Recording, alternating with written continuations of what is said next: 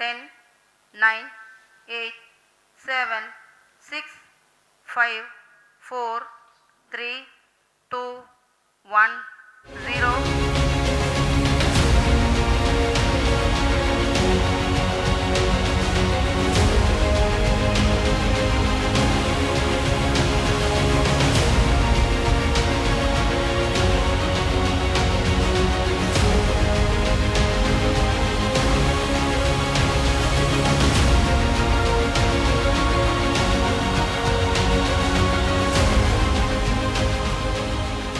अंतरिक्ष में भारत के कदम लगातार बढ़ रहे हैं।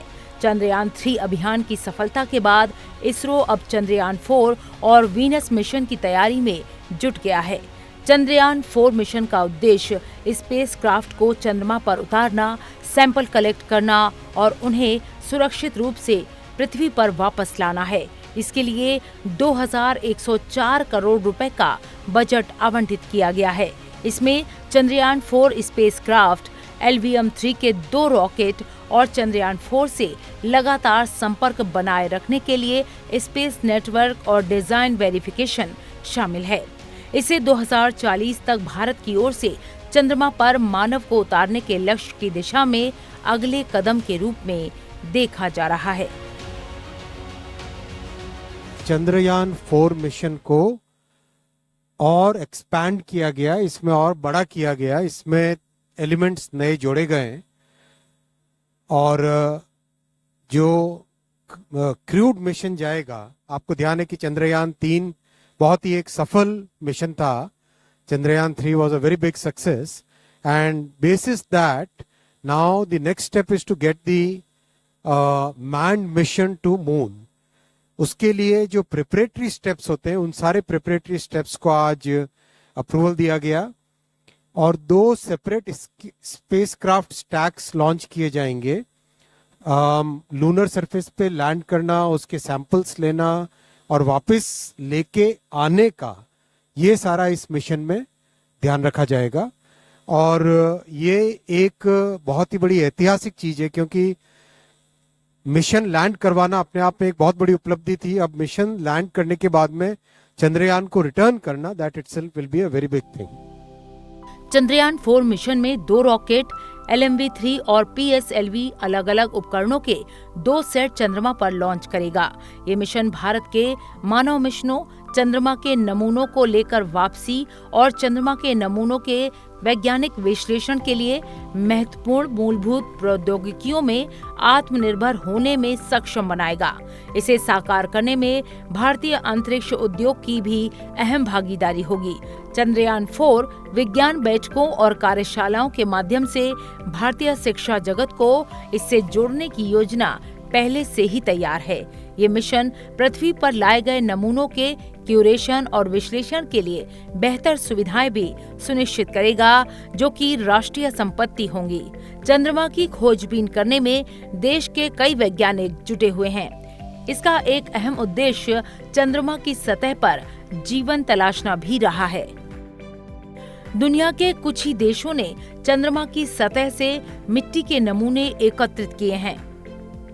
इन नमूनों से ये पता चला है कि चंद्रमा का निर्माण कैसे हुआ, इसके अंदर क्या है और इसके इतिहास के बारे में भी जानकारी मिली है।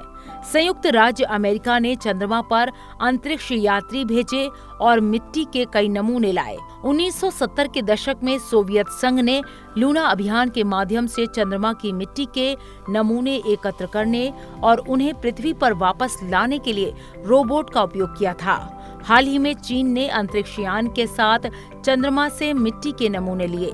भारत ही नहीं, रूस और जापान जैसे देश भी जल्द ही चंद्रमा से मिट्टी के नमूने लाने की योजना बना रहे हैं। ये जानकारी भविष्य के अंतरिक्ष खोज और शोध के लिए बहुत अहम साबित होगी। ब्रह्मांड में कई और रहस्य छुपे हैं, जिनको लेकर लोगों में हमेशा से कौतूहल रहा है। इसमें से एक है शुक्र ग्रह। शुक्र ग्रह को पृथ्वी का सबसे निकटतम ग्रह माना जाता है। इसका निर्माण पृथ्वी के समान परिस्थितियों में हुआ है। चंद्रयान और मंगलयान की सफलता के बाद अब भारत अंतरिक्ष में एक और लंबी छलांग लगाते हुए जल्द ही वीनस के करीब पहुंच सकता है। प्रधानमंत्री नरेंद्र मोदी के नेतृत्व में हुई कैबिनेट की बैठक में वीनस ऑर्बिटर मिशन को मिली मंजूरी भी शामिल है। वीनस ऑर्बिटर मिशन का भी अप्रूवल हुआ है। ये वीनस प्लैनेट के चारों तरफ ऑर्बिट करना और जो वीनस का एटमॉस्फेयर है उसमें प्रोब, आप जानते हैं कि Venus is the second next planet from sun और ये अर्थ का ट्विन कहलाता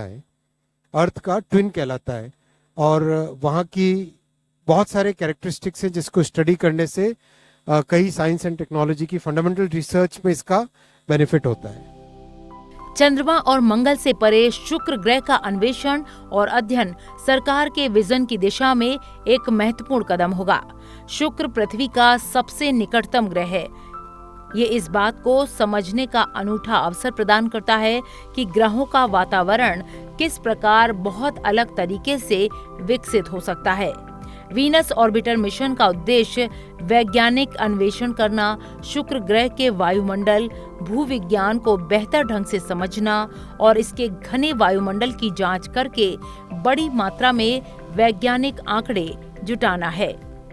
ये मिशन हमें शुक्र ग्रह की विस्तृत जानकारी प्रदान करेगा। इसके अलावा वीनस मिशन का उद्देश्य शुक्र की सतह और वायुमंडल के साथ साथ वायुमंडल पर सूर्य के प्रभाव को समझने में मदद करना है, जो कि भविष्य में छात्रों और वैज्ञानिकों के अध्ययन में सहायक होगा। इस मिशन का बजट लगभग 1236 करोड़ रुपए का है और इसे 2028 तक पूरा करने का लक्ष्य है। गौरतलब है कि गगनयान प्रोजेक्ट का दायरा बढ़ने के बाद अब दिसंबर 2028 तक पूरा होने वाले 8 मिशन शामिल हैं, जिसमें भारतीय स्पेस स्टेशन का प्रक्षेपण शामिल है। भारतीय अंतरिक्ष केंद्र और पहले के मिशनों के लिए नए विकास और वर्तमान में जारी गगनयान कार्यक्रम को पूरा करने के लिए अतिरिक्त जरूरतों को शामिल करने के लिए गगनयान कार्यक्रम के दायरे को बढ़ाया गया है। वर्तमान में जारी गगनयान कार्यक्रम के विकास के लिए एक अतिरिक्त मानव रहित मिशन और अतिरिक्त हार्डवेयर आवश्यकता को शामिल करना है। थर्ड अप्रूव किया गया Gaganyaan follow on and development of our first अंतरिक्ष स्टेशन, स्पेस स्टेशन। ये प्रोग्राम जो पहले प्रोग्राम अप्रूव हुआ था उसको काफी मल्टीप्लाई करके काफी बड़ा करके किया गया है। अब इसकी कॉस्ट 20,000 करोड़ की है और सारे के सारे जो मॉड्यूल्स इसके लिए डेवलप करने हैं वो सारे इसके अंदर इंक्लूड हुए। और चौथा मिशन अप्रूव हुआ है नेक्स्ट जनरेशन लॉन्च व्हीकल। अभी जो लॉन्च व्हीकल है वो 10 टन के पेलोड को लेके जाता है, उसको 30 टन करने के लिए और उसमें नई टेक्नोलॉजीज जो आई हैं उन सबको लगाने के लिए ये मिशन अप्रूव हुआ है। सब मिशन टाइम बाउंड है और इन सब पे बहुत अच्छी प्रोग्रेस है। अंतरिक्ष यान के विकास और प्रक्षेपण की जिम्मेदारी इसरो की होगी। इसरो में मौजूद स्थापित कार्यप्रणाली के माध्यम से परियोजना को प्रभावी ढंग से प्रबंधित किया जाएगा, उसकी निगरानी की जाएगी। उद्योग और शिक्षाविदों की भागीदारी की मदद से अनुमोदन के 36 महीनों के भीतर मिशन को पूरा होने की उम्मीद है। इसके लिए सभी महत्वपूर्ण तकनीकों को स्वदेशी रूप से विकसित किए जाने की परिकल्पना की गई है।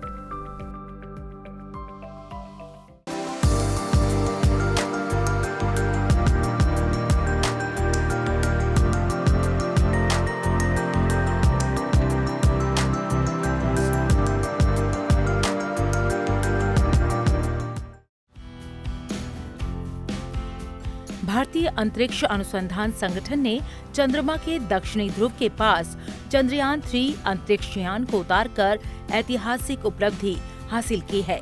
भारत ऐसा करने वाला दुनिया का पहला देश बन गया है। साथ ही भारत अब अमेरिका, रूस और चीन के साथ चांद पर सफलतापूर्वक लैंडिंग करने वाले कुछ गिने चुने देशों में शामिल हो गया है। LVM-3 M4 व्हीकल ने 14 जुलाई 2023 को चंद्रयान 3 को उसकी सही कक्षा में सफलतापूर्वक प्रक्षेपित किया। 23 अगस्त 2023 को चंद्रयान 3 के लैंडर विक्रम ने चंद्रमा पर सफलतापूर्वक सॉफ्ट लैंडिंग की। इसके बाद रोवर प्रज्ञान चंद्रमा की सतह पर उतरा। चंद्रमा की सतह पर उतरने के बाद प्रज्ञान और विक्रम ने एक चंद्र दिवस तक लगातार काम किया था। इस दौरान चांद की सतह से कई अहम जानकारियां भेजी गईं। ऑनबोर्ड पेलोड की ओर से कई प्रयोग किए गए, जिसमें सतह के पास प्लाज्मा सामग्री का माप, खनिज तत्वों की उपस्थिति, चंद्रमा की ऊपरी मिट्टी का तापमान शामिल है। प्रधानमंत्री नरेंद्र मोदी ने 26 अगस्त 2023 को इसरो वैज्ञानिकों से मिलने के लिए बेंगलुरु का दौरा किया था। साथ ही इस अद्भुत उपलब्धि को हासिल करने के लिए उनके द्वारा किए गए प्रयासों की सराहना की। प्रधानमंत्री ने इस मौके पर घोषणा की कि 23 अगस्त यानी चंद्रयान 3 की लैंडिंग तिथि को राष्ट्रीय अंतरिक्ष दिवस के रूप में मनाया जाएगा। प्रधानमंत्री नरेंद्र मोदी ने चंद्रमा पर चंद्रयान 3 की साइट का नाम शिव शक्ति पॉइंट और चंद्रयान 2 के चिन्ह की जगह को तिरंगा पॉइंट रखने की घोषणा की थी। चंद्रयान 3 ने मिशन चंद्रमा पर मानव उपस्थिति स्थापित करने के भारत के प्रयास में महत्वपूर्ण भूमिका निभाई है। ये चंद्रयान 4 और आने वाले मिशनों के लिए अहम भूमिका निभाएगा। चंद्रयान 3 की सफलता भारत की अंतरिक्ष प्रौद्योगिकी का शानदार प्रदर्शन है और वैश्विक अंतरिक्ष समुदाय में भारत की साख को और बढ़ाएगा।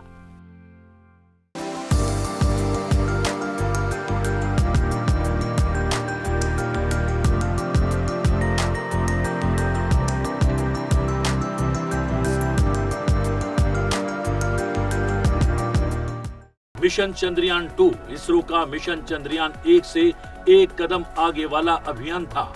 इसके जरिए इसरो ने तय किया कि चंद्रयान 2 चंद्रमा पर सॉफ्ट लैंडिंग करेगा और रोवर की मदद से चांद पर मौजूद एलिमेंट्स के बारे में जानकारी जुटाएगा। चंद्रयान 2 में 3 प्रमुख चीजें ऑर्बिटर, लैंडर और रोवर शामिल किए गए। 22 जुलाई 2019 को चंद्रयान 2 को लॉन्च किया गया। 20 अगस्त 2019 को ये सफलतापूर्वक चांद के ऑर्बिट में पहुंच गया। 6 सितंबर 2019 को लैंडर विक्रम की सॉफ्ट लैंडिंग शुरू हुई, लेकिन अचानक लैंडर से संपर्क टूट गया और वो गायब हो गया। हालांकि ऑर्बिटर अब भी चांद की कक्षा में घूमकर साइंटिफिक डाटा जुटा रहा है। वैज्ञानिकों के मुताबिक ये ऑर्बिटर तकरीबन 7.5 साल तक लगातार काम करता रहेगा। मिशन चंद्रयान 15 अगस्त 2003 को तत्कालीन प्रधानमंत्री अटल बिहारी वाजपेयी ने लाल किले की प्राचीर से कहा था, भारत 2008 से पहले चंद्रमा पर अपना अंतरिक्ष यान भेजेगा। भारत के मिशन मून को मूर्त रूप लेने में थोड़ी देर हुई। हालांकि 22 अक्टूबर 2008 को सतीश धवन स्पेस सेंटर से चंद्रयान 1 लॉन्च हुआ। 8 नवंबर 2008 को स्पेसक्राफ्ट चांद के ऑर्बिट में पहुंचा। इस मिशन के जरिए चांद पर पानी होने का पता चला। सितंबर 2009 में अमेरिकी स्पेस एजेंसी नासा ने भी चंद्रमा पर पानी की मौजूदगी की घोषणा कर दी। चंद्रयान 1 ने करीब 1 साल तक चंद्रमा के ऑर्बिट में 3400 चक्कर लगाए और डाटा भेजता रहा। 29 अगस्त 2009 को उससे हमेशा के लिए संपर्क टूट गया।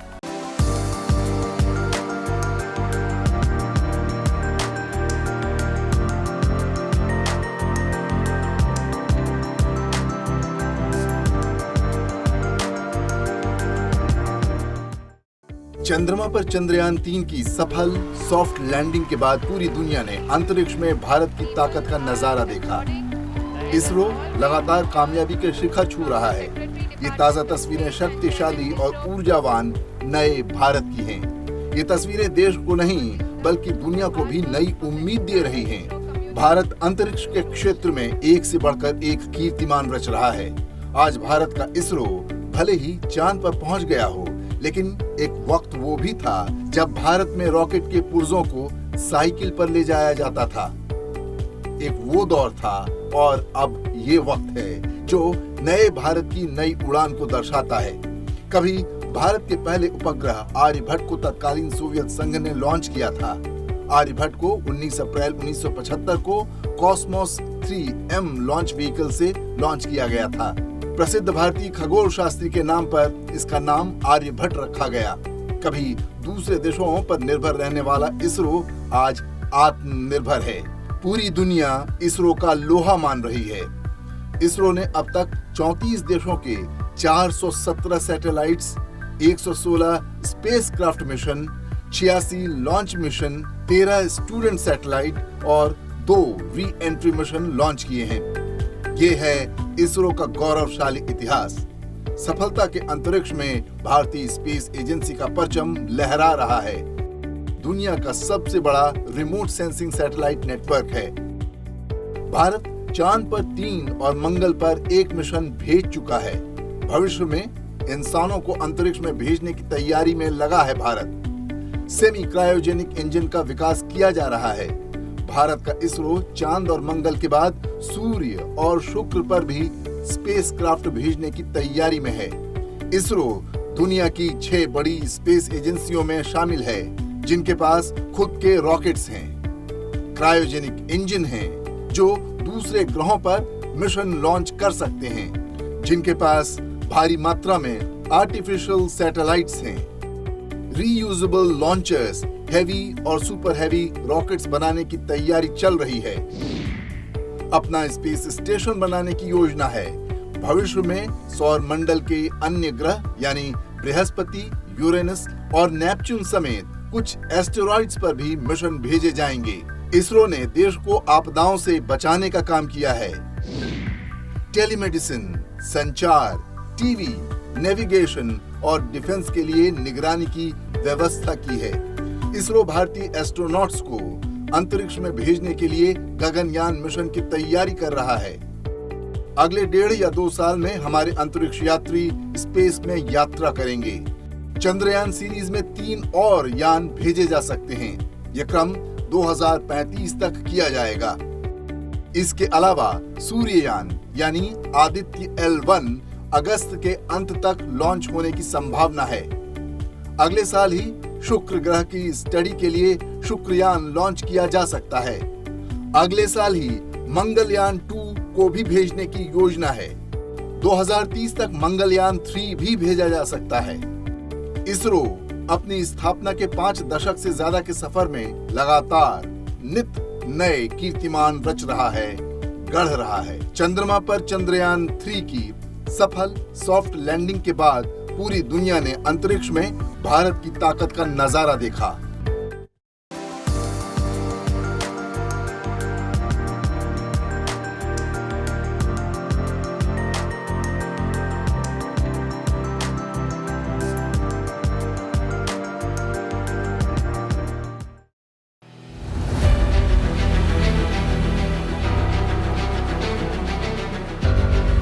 भारत का अंतरिक्ष क्षेत्र तेजी से दुनिया में एक प्रमुख स्थान हासिल करता जा रहा है। वर्तमान सरकार ने अंतरिक्ष बजट में 100% से अधिक की बढ़ोतरी की। 2013-14 के लिए 5,615 करोड़ रुपए बजट हुआ करता था, जो कि 2023-24 में बढ़ाकर 12,543 करोड़ रुपए किया गया। साथ ही साल 2014 से पहले का 1.2 वार्षिक लॉन्च रेट अब बढ़कर 2014 के बाद से 5.7 हो चुका है। 2014 से पहले भारतीय अंतरिक्ष अनुसंधान संगठन की छात्र सैटेलाइट प्रक्षेपण की सीमा 4 हुआ करती थी। ये संख्या बढ़कर अब 11 हो चुकी है। पिछले 9 साल में अंतरिक्ष के लिए कुल 424 विदेशी उपग्रहों को लॉन्च किया गया। इस लॉन्चिंग में 389 उपग्रह सफलतापूर्वक अपनी कक्षा में स्थापित हो गए। ये संख्या साल 2014 से पहले महज 35 थी। हाल ही में इसरो ने सतीश धवन अंतरिक्ष केंद्र श्रीहरिकोटा से PSLV C-37 पर रिकॉर्ड 104 उपग्रह लॉन्च किए, जिनमें से 101 अंतर्राष्ट्रीय ग्राहकों के उपग्रह हैं। ये वैश्विक अंतरिक्ष उद्योग में भारत की बढ़ती मौजूदगी को दर्शाता है। पिछले 9 साल में कुल 389 विदेशी उपग्रह लॉन्च किए गए। इन लॉन्चिंग के चलते साल 2014 से अब तक कुल 3,300 करोड़ से अधिक की कमाई भी हुई है। इस बढ़ोतरी को भारत की उभरती अंतरिक्ष शक्ति और वैश्विक साझेदारी का एक प्रमाण माना जा रहा है। पिछले 9 वर्षों में भारत सरकार ने अंतरिक्ष जगत से युवाओं को भी बड़े पैमाने पर जोड़ने और उनकी सहभागिता सुनिश्चित करने में सफलता पाई है। भारत कम से कम 140 पंजीकृत अंतरिक्ष तकनीकी स्टार्टअप का घर है। 2016 में विशेष स्टार्टअप योजना शुरू की गई, तो उसके बाद से स्टार्टअप्स में एक बड़ी छलांग देखने को मिल रही है।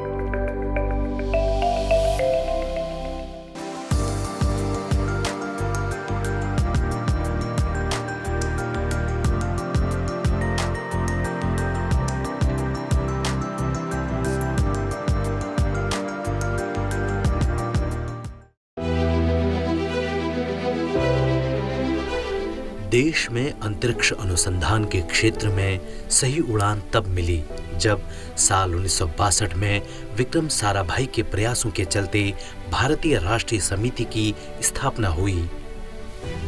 इसके आगे साल 1969 में इसरो की स्थापना कर दी गई।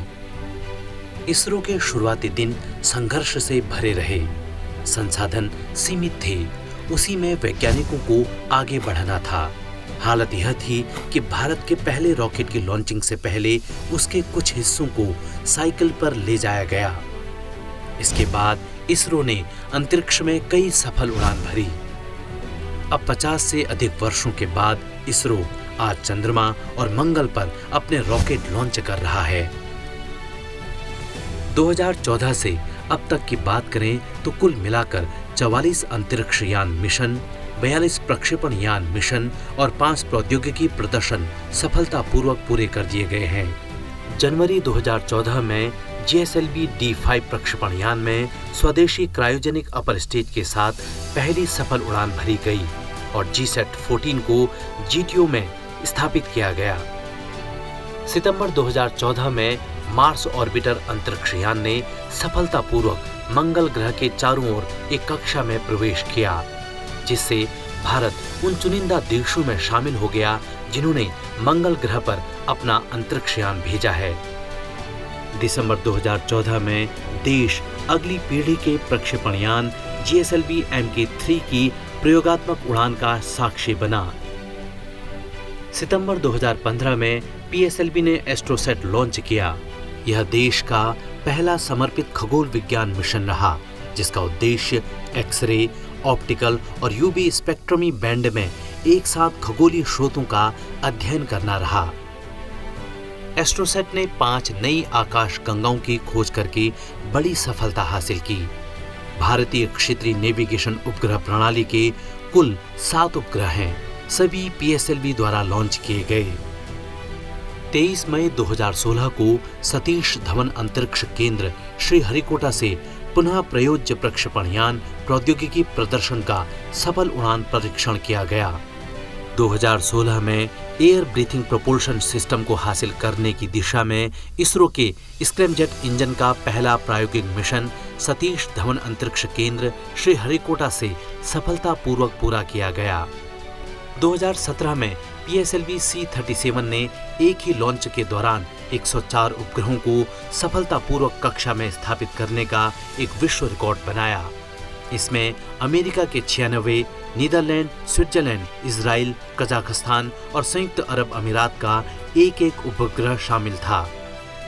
प्रधानमंत्री के 18वें सार्क शिखर सम्मेलन में पेश विचार के मुताबिक इसरो ने पड़ोसी देशों का समर्थन करने के लिए 2017 में 2.2 टन संचार उपग्रह लॉन्च किया है।